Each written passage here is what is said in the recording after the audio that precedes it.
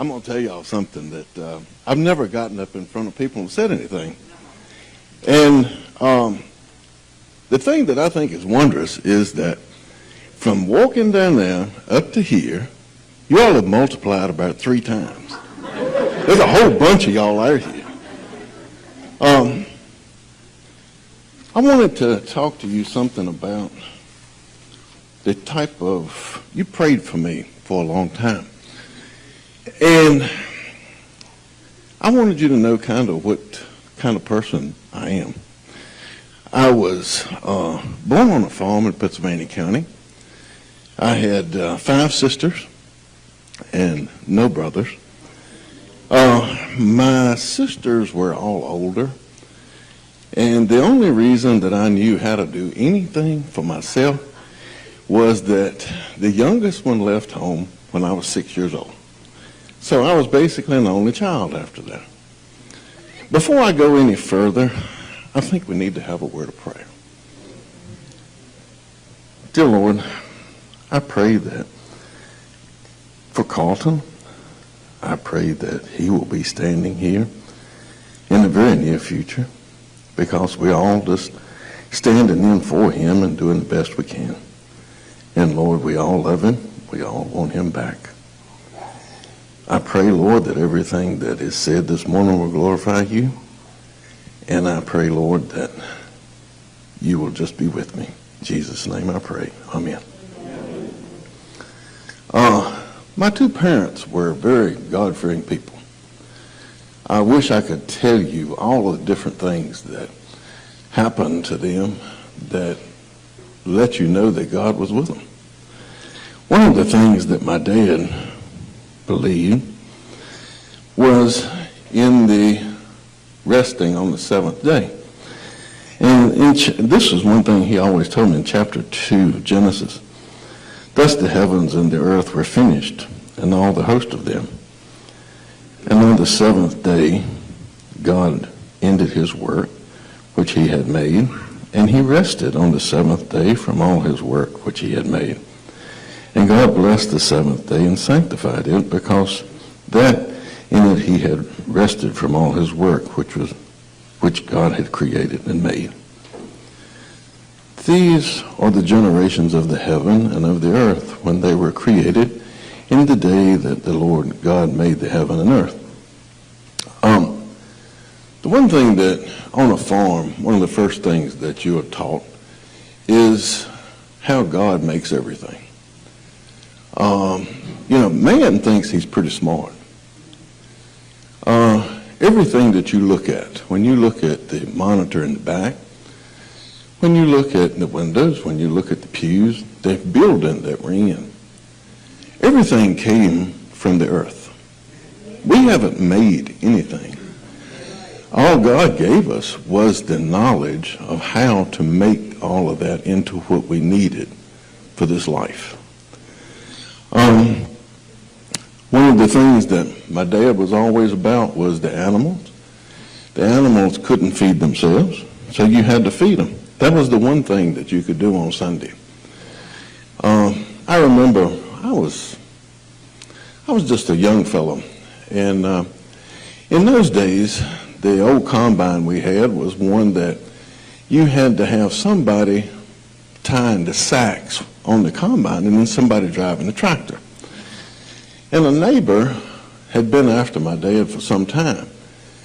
He wanted him to thrash some wheat for him, and Sunday was the only day that he was available to do it. And my dad said no, he didn't work on Sunday. He didn't want to do it.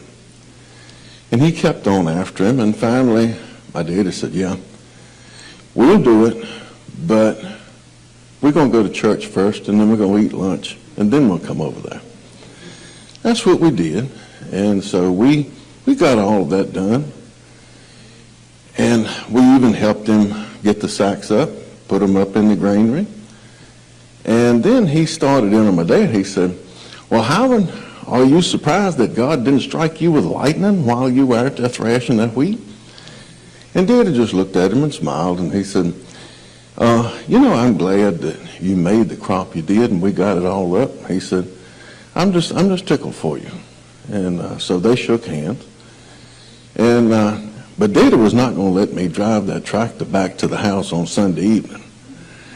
So we wrapped it up and we went home. Well, later on that evening, it came up a thunderstorm, bad one. It blew the door open to his granary, and it blew rain in on it and ruined every bit of wheat that was in there. My dad never said anything about, "I told you so." I don't think he ever charged him for it. But I don't remember him ever doing any more work on Sunday after that. So it made an impression on him. And that was what, my dad wanted. The community that I grew up in was made up of a lot of different people, same as all of us, places we live. There were some good people and some that were not really good, some that were not ones, I guess you'd say, you fool with very much. My dad broke his leg in the spring, and tobacco was what we made our living from. And do you know all of these people pitched in and planted that crop of tobacco? Now we had to do some work, but the most of it, doing that, tobacco is something that it takes more than one person to plant it. That was something that in that community, that's what you did. You looked after the people that were there. That was not the only time. There were other times that we did for other people. It was give and take all the way around. Let me see. I'm going to skip over to this part. Well, I think I'll tell you this too, to give you an idea of what my mother was like. When I was about 15, my dad had to go on an overnight trip somewhere. I've forgotten where. It may have been Richmond or whatever. It had to do with the farm. And somebody tried to break in the house that night. Well, my mother knew if she came and woke me up, she didn't know what might happen, Being 15 years old, and you faced with the fact that somebody may be breaking in, it's a possibility somebody would have got hurt. She went in the living room and dropped down on her knees on the piano bench, and she prayed to God to make that man leave. Do you know he left? The next morning, I didn't know anything about any of this. And when I came down, she wanted me to go downstairs and check the door, see what damage had been done. I went, all of his tools were still laying there. He hadn't damaged the door any at all. And the reason I bring that up is that for me, the things that I prayed about has always took time. It may be days, weeks. My mother prayed, and immediately that man left. That was pretty strong to me. Now to get back to, I got married in 1980. I married a Christian lady and started basically a normal life, just working. I went to work at Abbott. I worked there, then I would go out to the farm and work. Then I'd come home in the evening. Basically just a normal life. When she was 53, she showed signs of coming down with Alzheimer's. And so that started a whole new part of life for both of us. You pray a lot and you read a lot. I wanted to know what I could expect, what was going to be facing me. She had her own personality, and the type of personality she had was not one that,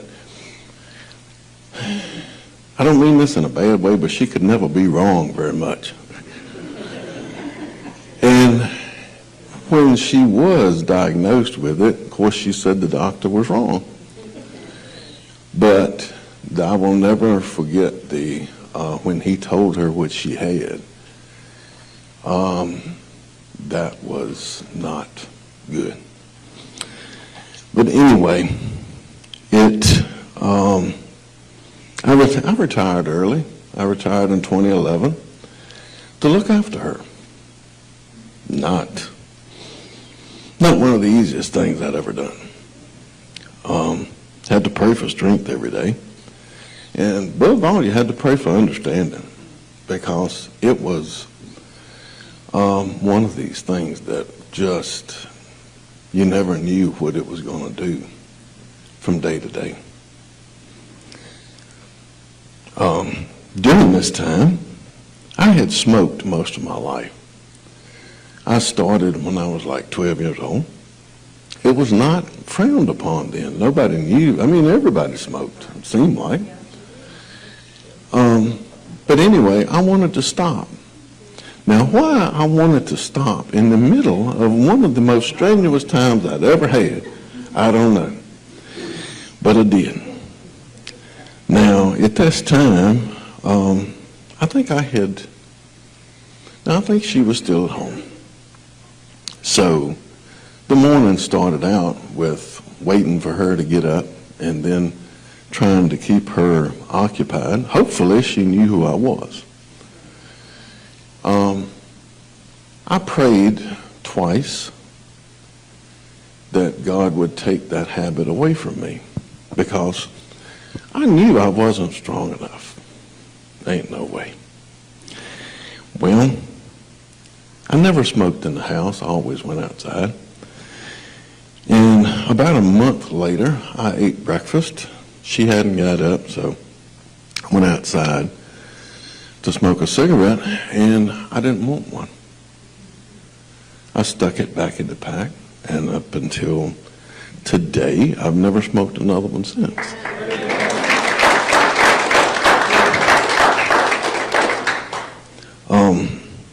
That was really the first time that I had prayed for something pertaining to me, that God had answered the prayer, and I was kind of impressed.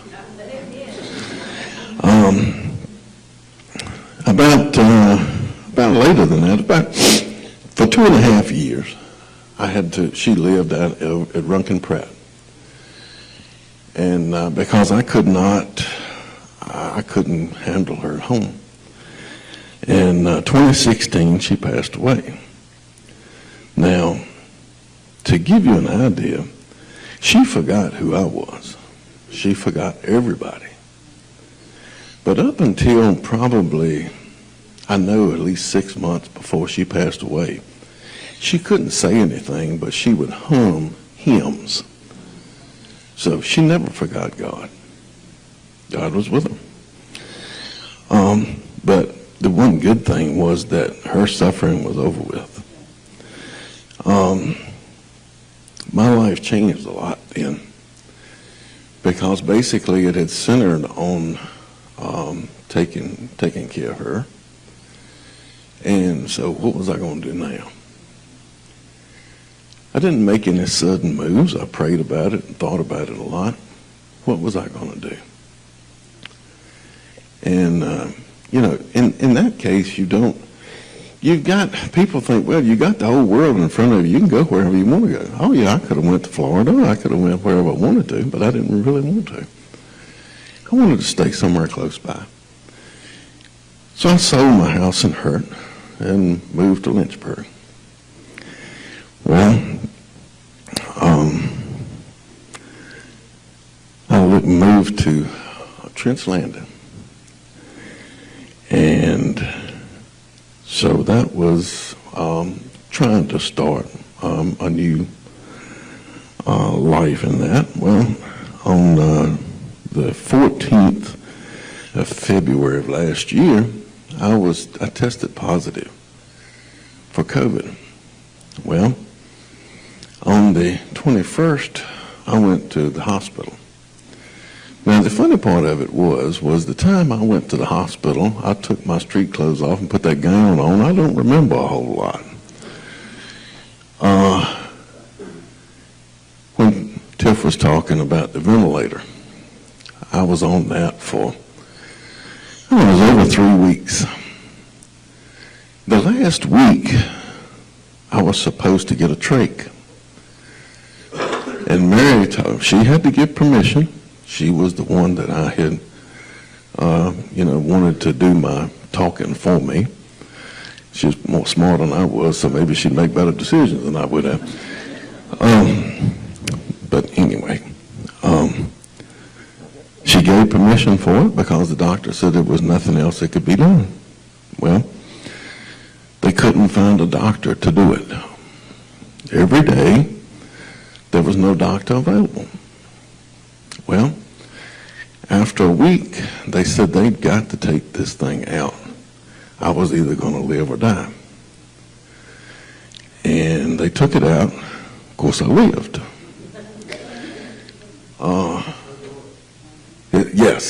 Yes, I was pretty tickled at the time. But I didn't know anything. All of this was I found it out afterward, because the biggest thing that I can remember was that, of course, Mary's blind, so her daughter had to bring her. Every day before they would leave, they'd pray over me. And I remember that. I remember them talking. Now, I can't tell you what they said, nothing about it. I just remember them talking. The biggest thing is that during this whole time, I talked to God a lot, or he talked to me, both ways. You would think that you're very alone at a time like that. No, I wasn't, because God was always there.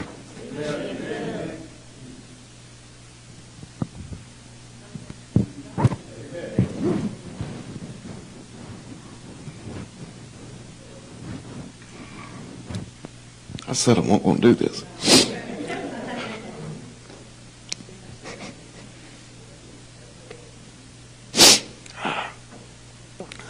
And there's another thing that I might start coughing. That's a leftover from COVID. I'm not going to give you anything. You're not going to catch anything. I think it's God's way of telling me I talk too much and I needed to listen more. The doctor told me, as well as Mary, that I almost died from all of this. I didn't know anything about it. The thing that I came across, that I thought of, was if I had not been a saved person, you always have a feeling that you're going to have some time in there that you can ask God to come into your heart and forgive you, that you have that second chance. If I hadn't have known him before I went in there, I could have died and never known him. But I came out from the hospital on April the 2nd, and I had to go to the summit I didn't have enough strength in my body to do anything. I couldn't pull myself up in bed. One of the first things that I wanted to do when I got to the summit was I got two of the CNAs to take me to the bathroom and put me in front of the mirror. I wanted to see what I looked like. That was a mistake. Because I tell you, I was talking to God the whole time. And I said, God, you spared my life, but you didn't leave me much to work with here. Because I lost 52 pounds. I looked like, my head hadn't shrunk any. I was surprised at that. The rest of me had. But my head was still the same size. And I wished I could say that my brain enlarged or whatever, but it didn't. I think if anything, it got smaller. I came home on April the 25th. And that was a big moment for me because it was a thing that I never thought I would see.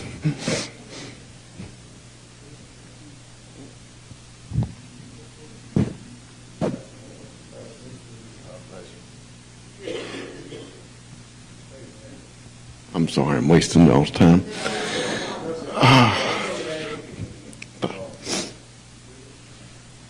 Anyway, I cried all the way down the driveway.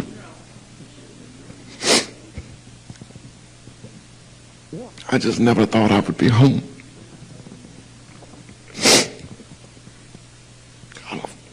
I don't like to do this in front of people. I don't like it at all.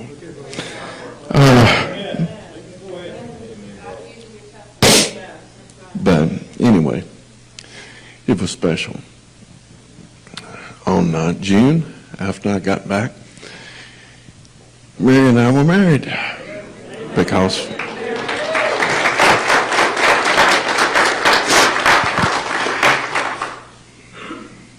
I put this in here just so this might happen.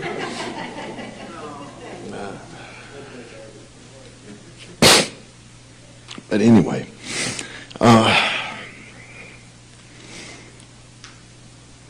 the one thing that I think with us getting married was the fact that it was the kind of, well, I guess you could say the second step.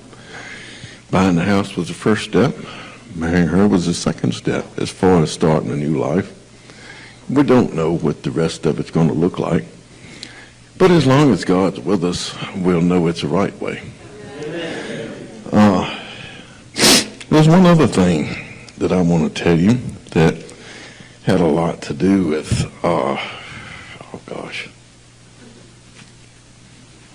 not only my eyes are leaking, but the rest of me is too. There was a Methodist preacher, excuse me, that was one of my dad's best friends. And he came out to the house a lot when I was a kid, and they would sit on the front porch and talk. And one day they were talking about Judgment Day. And, oh gosh. Anyway, I asked him, I said, Mr. Murphy, what do you think Judgment Day will look like? And he said, this is what I think. It'll be something like this. He said there's going to be a long line of souls that are lined up going before this dais. And he said there's going to be an angel or angels that will be there. And he said on that dais will be the book of life. And he said everybody's name that will be going to heaven is in that book. And he said you'll get up in front of that dais, and the angel's going to say, what's your name? And you're going to tell her or him, and they will look it up. All right, if it's in the book, an angel will come and get you and take you to this doorway. Through that doorway will be light. There'll be singing. You can hear people laughing, talking. A place that you really want to go. And they will take you there, and you can walk through and see all of these people that you maybe have known, family, or whatever. But it will be a place that you want to go to. The problem is going to be if your name is not in that book. Because you don't get another chance after that. And you might ask them to look again. They can look, but it's not going to be there. It's going to take two angels to come and get you then, because they're going to take you to a place that you don't want to go. It's going to be a dark doorway. And you're going to hear people screaming, and you're going to hear, as he put it, this was something that always stuck in my mind. He said, you're going to hear screaming and gnashing of teeth. That doesn't sound good to me. And so he said those two angels will take you there, and whether you want to go or not, you have to go. And it's a downward tunnel, and it's slick. You can't crawl back up. You can't grab a hold. You're gone. And he said, that's the thing of it that people don't think about, is they always think there's another day. And he said, if you have gone to that point, you can't come back. And he told me, he said, do you know John 3:16, Dave? I said, yes, I do. And he said, can you recite it for me? I said, yeah. I said, for God so loved the world that he gave his only begotten Son, so that whosoever believes in him shall not perish but have everlasting life. And he looked at me and like I was maybe 9 years old. But that stuck with me all of my life. He reached out, took my hand, as you would shake hands with a man. And he said, always think about this, son. He said, you always keep this in your heart. And he said, you make sure that never happens. And I think all of us need to think about, where are we at? Excuse me, that's my stomach. Where are we at in this journey? Because life is a journey. Mine has, I'm telling you the things that, it's like when I told you about my wife. That was a test. My late wife. That was a test. It was one I passed. But I'm not telling you about all the tests that I didn't pass. And there are some that all of us have that we didn't pass. But the thing of it is no matter how many of them you didn't pass or how many of them you got right, God is still there. Because when I was laying in a hospital bed, I talked to him quite a bit.